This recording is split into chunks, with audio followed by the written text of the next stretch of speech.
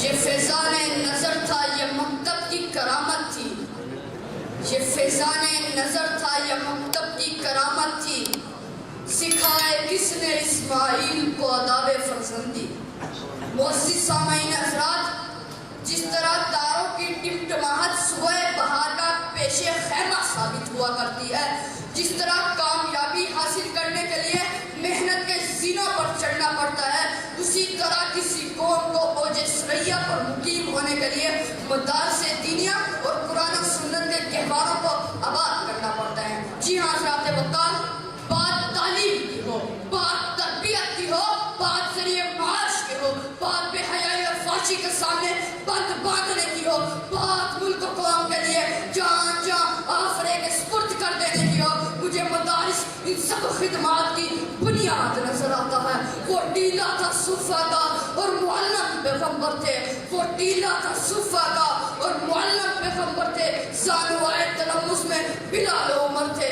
حضرات، مدارس تربیت کا منبع ہے. مدارس اندھیری رات کا چراغ ہے. اور چراغ کیوں نہ ہو، کیونکہ جب میں چشم تصور میں دنیا کی باغ دوڑ سنبھالنے والے، محکمہ پولیس قائم کرنے والے، دنیا کو ڈاک کے نظام سے آشنا کرنے والے، دنیا کی تاریخ میں پہلا نہری نظام اور زراعت کے میدان میں انقلاب برپا کرنے والے سیدنا عمر رضی اللہ عنہ کو مدرسہ صوفہ میں حاضری دیتے ہوئے دیکھتا ہوں. تجھے اس قوم نے پالا ہے آغوش محبت میں، تجھے اس قوم نے پالا ہے آغوش محبت میں، کچل ڈالا تھا جس کے پاؤں میں تاج سرے دارا.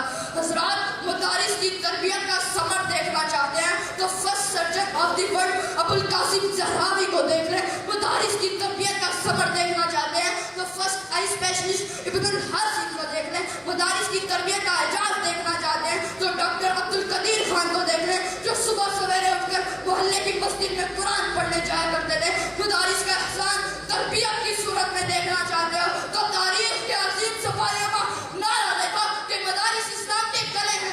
جناب صدر، اگر آج کوئی مدارس کے کردار اور تاریخ کو بھول کے مدارس کے بارے میں بات کرتا ہے تو میں چیلنج سے کہتا ہوں، جب یورپ تاریخیوں میں ڈوبا تھا، جب اٹلی اور روم کے کلیساؤں میں روشنی تک نہیں تھی، جب نام نہاد ترقی کا دعویٰ کرنے والے ایک دیوار تک ڈھنگ سے نہیں بنا سکتے تھے، اس وقت مدرسہ نظامیہ بغداد، جامعہ ازہر مصر اور جامعہ قرطبہ جیسی عظیم و شان یونیورسٹیاں دنیا کے عظیم ترین علم و دانش کی گہوارہ کی صورت میں عالم دین، ڈاکٹرز، قانون دان اور اکانومسٹ پیدا کر رہے تھے. لہذا میں کھل کر کہتا ہوں، مدارس کا احسان عباد ہے، مدارس کا احسان پاکستان ہے، مدارس کا احسان بقیر فرقت کا مہمان علامہ احسان ہے. یہ وادی یہ تیرے پراسرار بندے، یہ وادی یہ تیرے پراسرار بندے جنہیں تو نے بخشا ہے ذوق خدائی.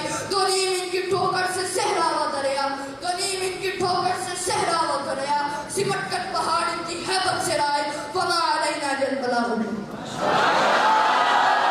نبی کے صحابہ کے راستے پہ